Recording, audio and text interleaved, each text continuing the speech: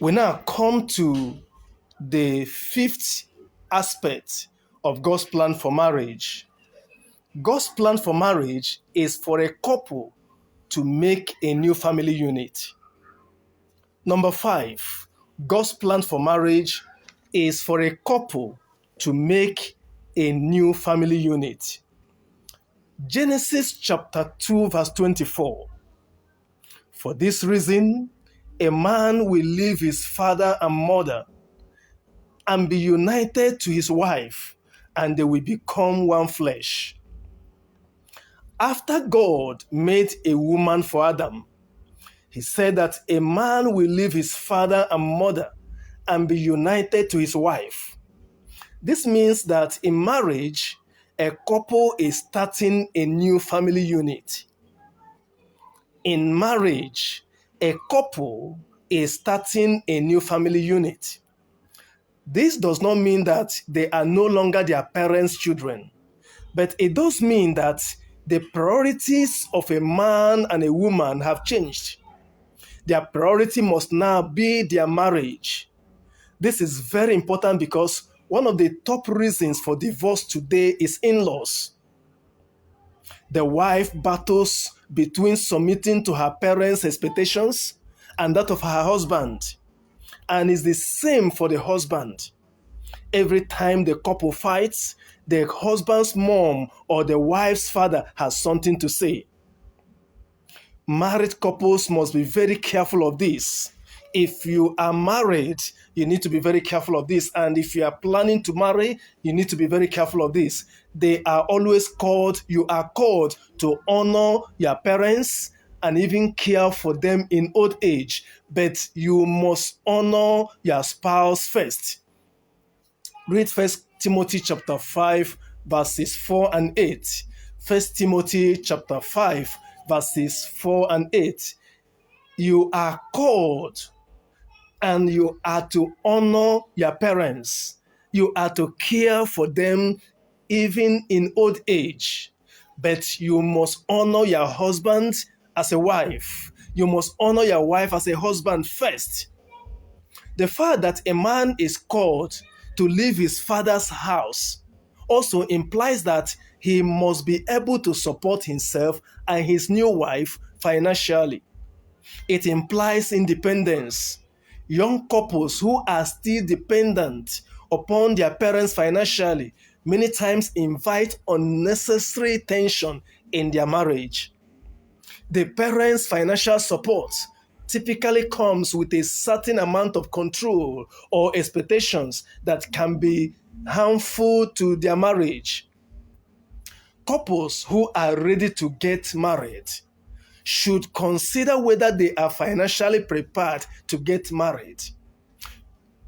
They should consider if they are ready to leave their families and cleave to their mate, and also if they are ready to make their mate their primary focus after God. If you are planning to get married, you are praying to get married, you need to consider, are you ready to leave your family and cleave to your husband or wife?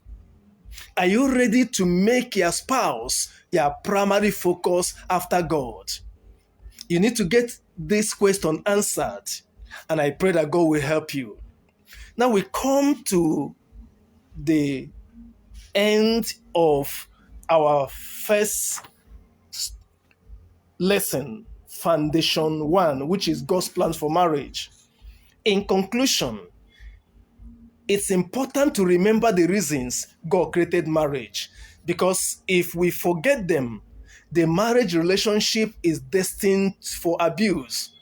Instead of building God's kingdom, raising godly children, or providing companionship, couples neglect these pursuits for other things, which ultimately cripple their marriage.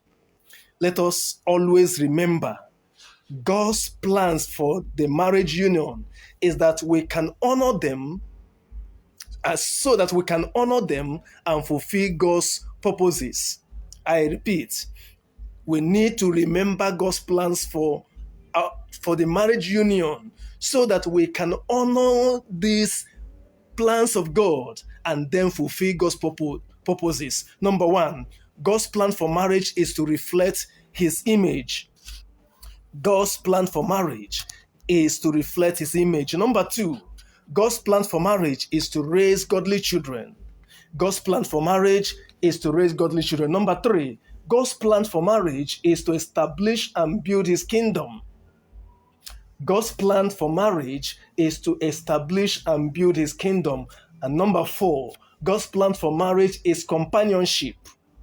Finally, number five, God's plan for marriage is for married couples to make a new family unit. As we come to the end of Foundation 1, remember we are studying building a secure foundation for a godly home. Building a secure foundation for a godly home. This is 8-week study guide for home builders. Now, before we end our study for today, let's take note of these questions, and we need to answer them and discuss them together. Like I said at the beginning, these questions need to be answered individually, and then if you're studying it with your spouse, you need to come together and discuss them. And if you're studying in a small group, when you come together, you now discuss your answers. Question number one. What was new or what stood out to you in this section? In what ways were you challenged or encouraged? Were there any points or thoughts that you did not agree with? Question number two. Why do you want to marry this person? Give 5 reasons other than love. Give 5 reasons other than love why you want to marry this person. Question number 3. If marriage is a spiritual gift meant to advance the kingdom of God, evaluate yourself and your spiritual gifts. How has God uniquely gifted you to build His church? Teaching, encouraging, serving, helping, mercy, etc. If you are not sure, ask your mate or ask your friends what they would consider your spiritual gifts. What they would consider your spiritual gifts to be. Question number 4. What are your mate's spiritual gifts? What can you say are the spiritual gifts of your mate? How do you see God using your mate to build the kingdom of God, serve the church, etc.? How can you help him or her in that pursuit? Question number 5. Solomon discussed some of the benefits of companionship that we find in marriage, such as being productive in work, helping when the other stumbles, and protecting one another. What are your common pitfalls or circumstances where you find yourself prone to discouragement or sin? What are the triggers to those pitfalls? Maybe problems with career, problems with family, depression, worry, spiritual life, etc. How do you navigate these trials, and what role can your spouse play to help you out? Question number 6. The weapons we use in spiritual warfare and the trials of life are primarily spiritual. Discuss your spiritual disciplines: prayer, reading the word, accountability, fasting, church attendance, service, etc., and how you implement them daily or weekly. How do you think your mate is in his or her spiritual disciplines? And how can you encourage one another in them so that you can effectively overpower the enemy? I take that again. How do you think your mate is in his or her spiritual disciplines? and how can you encourage one another in them so that you can more effectively overpower the enemy. Question number 7. God's desire for most marriages is to be fruitful and multiply, producing godly children. How many children do you want? How many does your mate want? Have you discussed family planning? Will you use contraception? If so, what types? It is important to research this before the wedding, as some methods are abortive and therefore immoral. Question number 8. What type of relationship do you have with your parents? Do you foresee your family having any problems with your marriage? That is, not accepting your spouse, cultural problems, distance, etc. Question number 9. What type of relationship do you have with your mate's parents?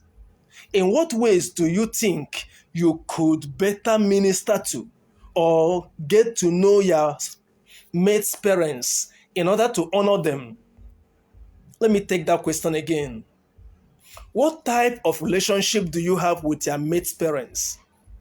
In what ways do you think you could better minister to or get to know your mate's parents in order to honor them? Read Ephesians chapter 6 verse 2. Question number 10. Do you foresee any problems in your marriage with putting the union first over one's parents? Do you foresee any problems in your marriage with putting your union first over one's parents? Can you explain? Question number 11. Do your parents or your mate's parents have any serious sickness? God's call on couples is to care for their parents in old age, according to 1 Timothy chapter 5, verses 4 and 8. Have you and your mate discussed the possibility of caring for parents in old age? How would you handle this? Share any thoughts or concerns. Finally, question number 12. After completing this section, in what ways do you feel God is calling you to pray for your future marriage? After completing this first section of this course, in what ways do you feel God is calling you to pray for your future marriage? Spend some time praying now. Take some time to pray for your future marriage if you are yet unmarried. Take some time to pray for your marriage if you are married. Pray for your husband. Pray for your wife. God bless you. I am SamOnyeji, your family pastor, Family Life Ambassadors Network. Until we come your way again next week, we'll be bringing you Foundation 2, Gender Roles in Marriage. God bless you.